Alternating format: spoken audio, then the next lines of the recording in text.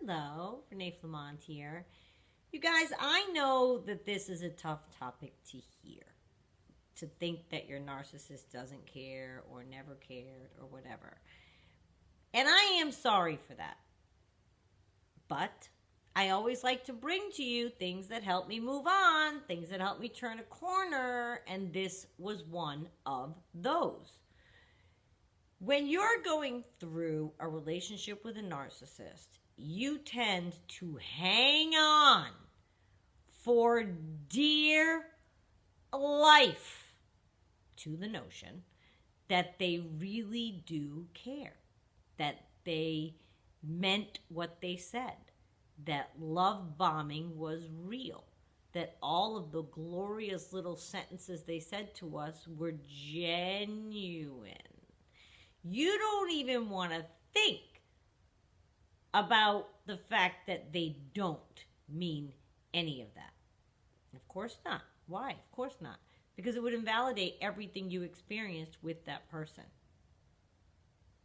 And we like to hang on as long as possible to the idea that the experience was meaningful. That it was a meaningful experience to both you and him. It was life-changing for you. He said it was life-changing for him. You can't possibly fathom that you were in the life-changing boat alone and that they just don't care. You can't even fathom that. The more you learn about narcissism and the more you learn about narcissists and how they operate, you do land in a place, a very comfortable place of knowledge that I don't take it personally, but they just don't really care about anything. They can't invest without empathy. Themselves, they care in what happens to themselves, but they don't really invest in anybody, not even their children. You'll see a pattern in their life.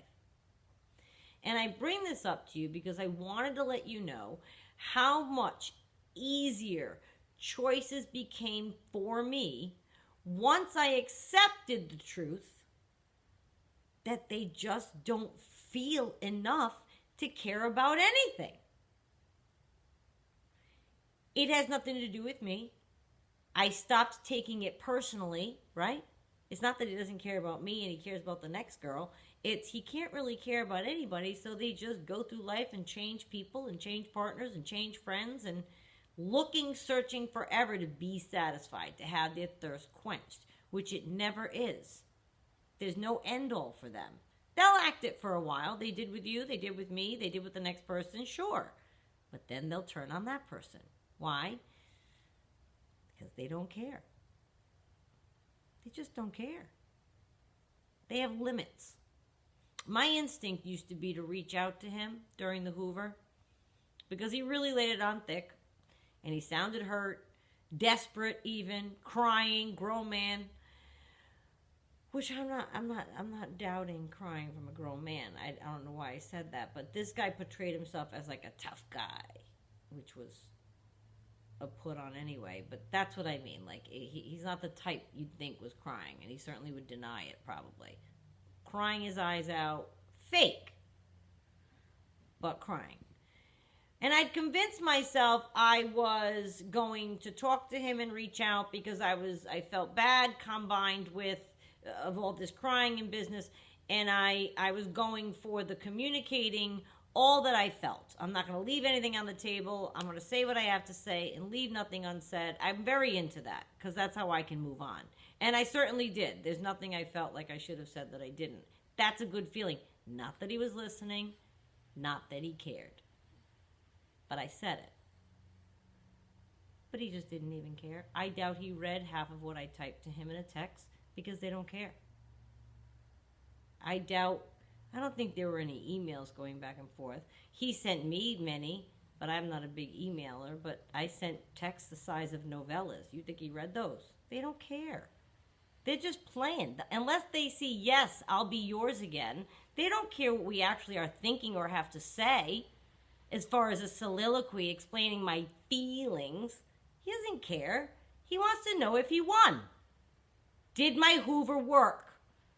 I don't see the word yes. That's what I picture. Like just looking for an affirmation to the begging that I say, okay, then come over, or okay, and blah, blah, blah. That's how I feel the Hoover is happening. They're looking for you to cave, but they don't actually care. And it was very freeing to me because that instinct that I had to reach back out and leave nothing unsaid is because I'm an honest person, I'm a communicator, I am, and I wanted it on the table. And if somebody sounds like they're hurting and you're a decent human, well, I guess they're really not decent humans in the end, you want to help. If somebody is a decent human, you want to help that person. So you vacillate between contact, no contact. It took me a while, but when I finally had the awakening that he really just didn't care, something shifted. My concentration changed to self-preservation. And it was, I suddenly began caring about myself over him. It is a tough thing. You might be thinking, how can that be? And you know, you don't want to believe it was nothing to your narcissist. I understand that. And I'm hearing him crying and begging, and our minds can trick us into thinking that they care. They don't. They're trying to get their way. They're manipulating us, and they're trying to win. That's what's happening when all of that stuff comes out from a narcissist. They don't care, and I know the leap is tough. Oh, God, when I had this epiphany, it was tough for me to swallow. I went through like a period of, I had to accept that all of it meant nothing to him. And I caught on and had this epiphany while we were still having some back and forth on the telephone. So I was able to even say this to him. When I say I got it all off my chest, honey, I did. I left nothing unsaid. And I would say it, I would speak to him clinically, because the last few months it was I kept him around as a scientific experiment, even though things got carried away, but I tried. And I would say to him, no, you don't care. Don't say that. Don't use those words. You can't explain my love that way. Don't put me in a box like that. And I would speak to him clinically. You can't possibly care. There's no way you care. No, it's given me a freedom. What do you mean? No, I'm liberated. I no longer care either. I guess that's where it put me. And it was tough. Like I said, the mourning period was, wow, it really didn't mean anything to him. Damn, that stings. I don't think I try to swear on this channel, so I'm sorry. But, you know, it really was a hit in the face. So I understand that, right? And there was a resistance before that for me to, I was hanging on to the notion that he cared too. That's why I was still talking to him. I was hanging on to the notion that he cared too. I couldn't hold no contact because I started to believe with all the hoovering that he cared too. So there's the back and forth. And the motivation to have back and forth is because you believe he cares too. The second I realized, no, you don't. And I would say that to him. We had many conversations, and I could tell by his comebacks. I could tell by subsequent communication. I could tell how it eventually did fall off for good from him, because I was totally on to his whole shtick. And he probably went away thinking, I can do no more to her. She's on to me. Because I treated him like someone who didn't care. Then suddenly I didn't care, and boom, no contact was easy. Who wants to chase somebody that doesn't even care about them? So the minute I clicked over, there was a shift. My instinct changed from wanting to reach out to wanting to ignore him. You'll stop checking your phone, your email. You realize that you can keep yourself for someone who puts in the effort the same as you. It's like playing tennis against the wall with a narcissist. They're not even playing with you. It's just you with the ball and a wall. You're doing all the work, keeping it all together, and they're doing nothing because they don't care. Someone who is capable of feeling empathy is who would put in the effort the same as you, right? They are not. But somebody who can feel what you're feeling and put yourself in their shoes, well, they're not going to want to mistreat you or treat you like you don't mean anything or pursue you if you don't. People meet each other and don't like each other all the time. They move on and they go their separate ways. They don't stay and destroy the person. The narcissist has some dysfunction. And you may wonder, why aren't they answering my texts? And why aren't they talking to me after hoovering me? That can happen all the time. New people might be going through that right now. They hoover you, 30 calls in a night, 50 calls the next morning, 30 calls the next night. You finally break down and call them back on Wednesday morning and they say, what? Or they don't answer. And then you're texting them and leaving them messages, and now they've got you wondering, don't they? Now they're holding the control. Now they're not going to answer you. Why? Because they don't care. Who does that behavior? Someone who doesn't care. Think of yourself as a caring individual. You would never do that to somebody. Ever. I'm trying to reach someone and they call me back and I'm going to ignore them? Do you know what I mean? If I did that, my people would think I was dead. Who does that? Who behaves like that? Someone who doesn't care. It's very freeing. And I feel badly because I know that if you are being hoovered, you want to believe everything that they're telling you. And here I am telling you they don't mean any of it and they actually don't care at all. I get that dissonance. All I can tell you is when all is said and done, come back and watch this video, whether it's a month from now or 6 months from now or a year from now, and you'll say, wow, they really didn't. Or start to look at your narcissist in a different way. Do they act like someone that cares? Deep down. Not on the surface. They do something nice here and there. No. Deep down.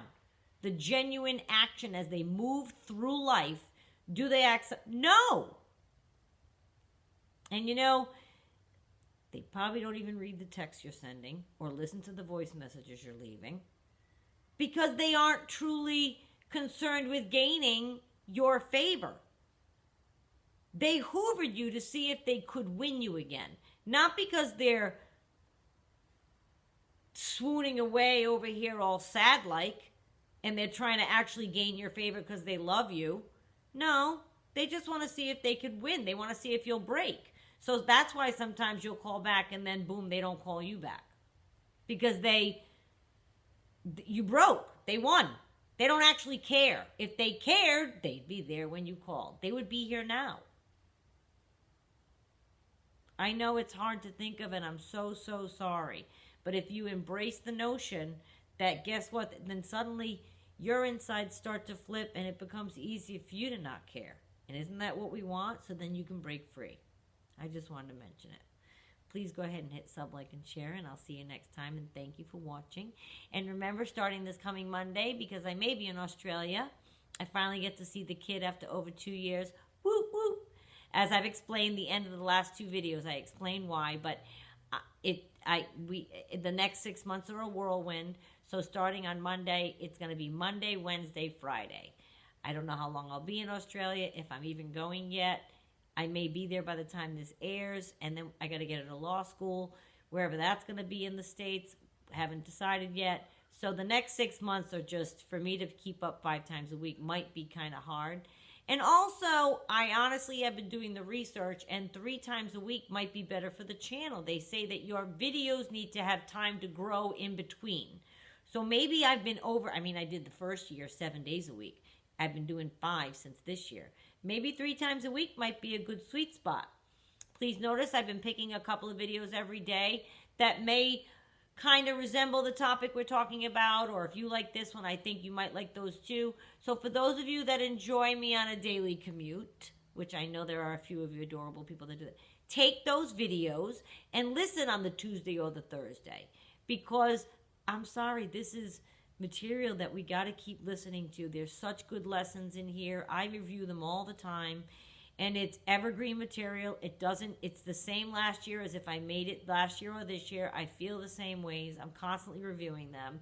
So I want you to keep the education fresh and the momentum. If you're used to every day, keep that momentum up. Just pick a different video. I put 2 because there's almost 500 to choose from. So I don't want you having to scroll every day. So I'm picking a couple that I think might relate to the video. And there are others that might relate to the video. But please go ahead and do that so that you're not missing. I know I love that when I hear you turn me on every morning. So I want you to be able to do that so that I figured out how to put the numbers in the corner. A link I think would take up too much space. So I just wrote the little numbers. Anyway, I wanted to mention it again. So starting next Monday, it'll be Monday, Wednesday, Friday. All right? I wish I had given you more notice, but they give 2 weeks notice for this graduation. So we'll see if I'm even going.